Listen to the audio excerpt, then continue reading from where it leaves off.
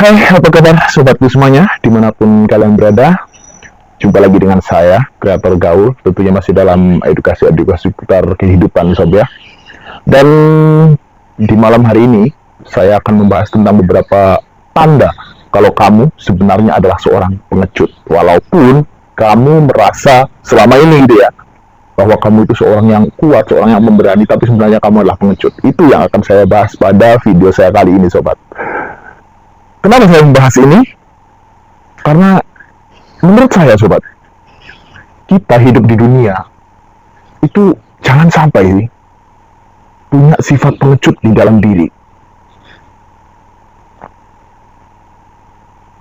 Tetapi terkadang kita tidak bisa menghindari bahwa kita itu punya sifat pengecut. Nah, lalu bagaimana cara untuk menghindarinya, dan juga apa saja sih ciri-ciri bahwa kamu itu seorang pengecut? Yuk kita bahas sama sobat. Dan video ini sobat, saya buat pada malam hari, jadi lumayan agak gelap, dan ini saya bantu dengan penyinaran dari HP karena saya juga belum punya lampu untuk penyinaran khusus gitu ya. Makanya saya ada diperbantukan penyinaran dari HP saja sob.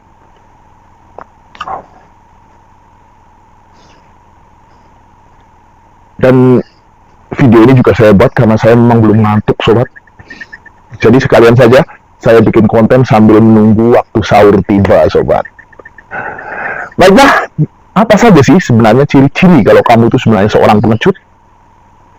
Hal yang paling kelihatan bahwa kamu itu adalah seorang pengecut adalah ketika kamu ada di dalam masalah dengan seseorang, ataupun kamu ada keinginan untuk menyampaikan sesuatu kepada seseorang, baik memperingatkan orang tersebut, memberi saran kepada orang tersebut, ataupun menasihati orang tersebut, di belakang orang yang kamu tuju, kamu sudah merangkai banyak kata. Dan seandainya kata tersebut diucapkan dengan orang tersebut, saya yakin itu akan bisa menyadarkan orang itu. Tetapi ketika ada di depan orang tersebut, semua apa yang kamu rangkai tadi, kata-kata yang sudah kamu susun di dalam otak kamu, semuanya hilang begitu saja. Hal ini disebabkan karena apa? Karena kamu sudah didahului, dikuasai oleh rasa takut sobat. Jadi rasa takut itu mendahului, menguasai diri kamu, sehingga rasa takut itulah yang menyebabkan apa yang sudah kamu susun, apa yang sudah kamu rangkai di dalam otak kamu itu hilang semua. Ini bisa diasumsikan sebagai salah satu sifat pengecut, sobat. Apa yang harus kamu lakukan ketika menghadapi situasi seperti ini, agar supaya kamu tidak dinilai sebagai seorang yang pengecut?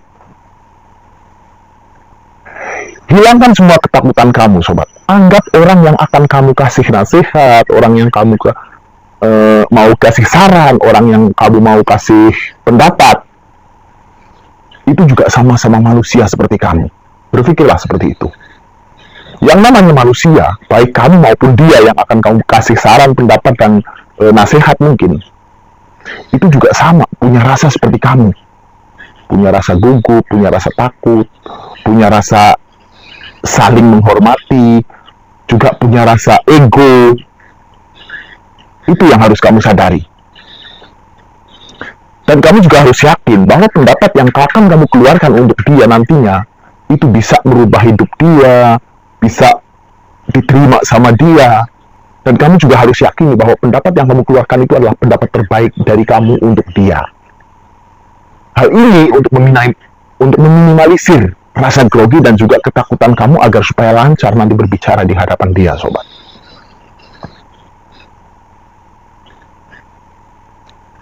Selanjutnya, ciri-ciri bahwa kamu itu adalah seorang pengecut adalah ketika kamu akan menghadapi seseorang yang mana orang tersebut mungkin ada sesuatu yang ingin kamu perbaiki, misalnya sifat jelek dia ingin kamu perbaiki, sifat buruk dia ingin kamu perbaiki. Tetapi kamu tidak berani ketika menghadapi dia seorang diri.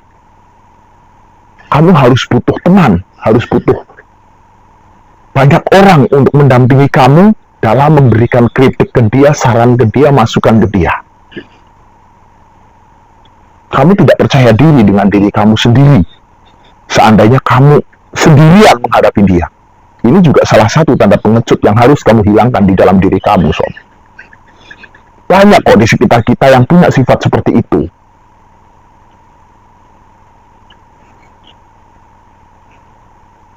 Dia ingin meluruskan seseorang. Dia ingin menasihati seseorang. Dia ingin menegur seseorang. Tetapi, untuk merealisasikan semua itu, dia butuh teman. Dia butuh banyak orang untuk mendampingi dia. Nah, ketika hal ini ada di dalam diri kamu yang harus kamu lakukan, sadarilah bahwa orang yang kamu anggap bersalah ini, itu juga masih manusia, sama seperti tadi.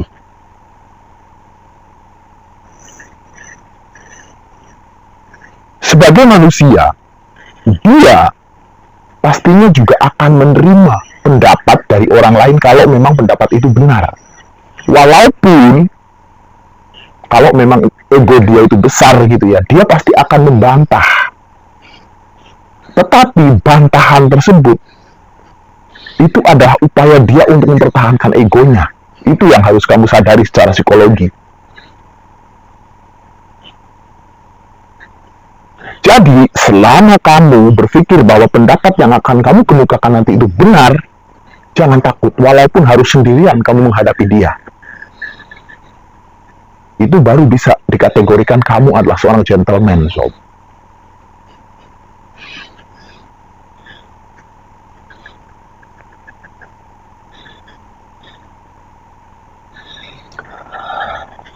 Dan selanjutnya, ciri-ciri bahwa kamu itu punya sifat pengecut adalah untuk menghadapi seseorang yang mungkin ingin kamu beri masukan, yang ingin kamu berikan pendapat, yang ingin kamu berikan saran. Kamu perlu orang yang levelnya lebih tinggi dari kamu. Kamu menyangka bahwa dengan ditemani oleh orang yang levelnya lebih tinggi dari kamu, baik secara finansial maupun secara pemikiran, nanti kamu akan lebih pede di dalam menghadapi orang yang akan kamu kasih saran tersebut. Ini berarti kamu punya sifat pengecut di dalam diri kamu. Kamu tidak yakin dengan diri kamu bahwa kamu itu bisa memberikan saran terbaik untuk dia.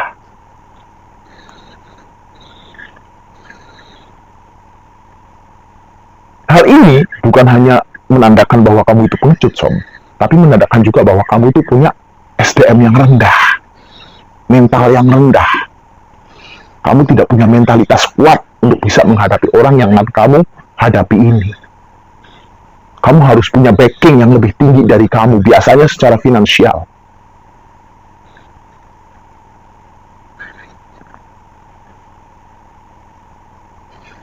Jadi, itu sob ya, beberapa ciri yang menandakan bahwa kamu itu adalah seorang pengecut. Dan saran saya, sebagai lelaki, sobat, sebagai manusia, kalau kamu baik laki-laki maupun perempuan ya, kita harus percaya dengan diri kita. Asal kita percaya bahwa apa yang akan kita berikan kepada orang itu adalah hal terbaik, kita harus berani menampilkan siapa kita. Jangan takut dengan siapapun, kalau memang kita berada di jalur yang baik.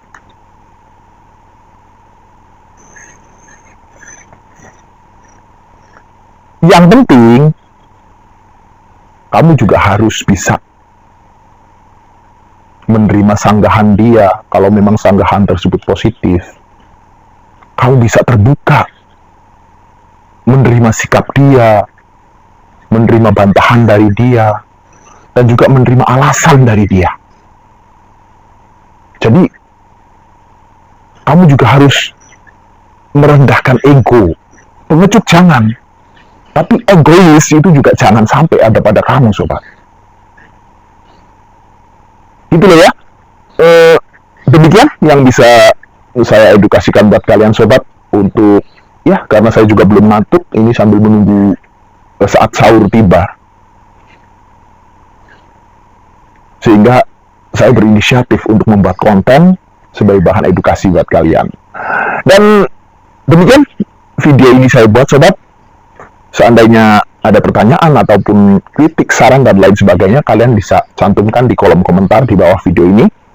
Dan video ini saya cukupkan sampai sekian, tentunya disertai dengan doa, semoga kalian senantiasa diberikan oleh Tuhan kehidupan yang berkelimpahan, sukses, dan senantiasa terus maju, sobat.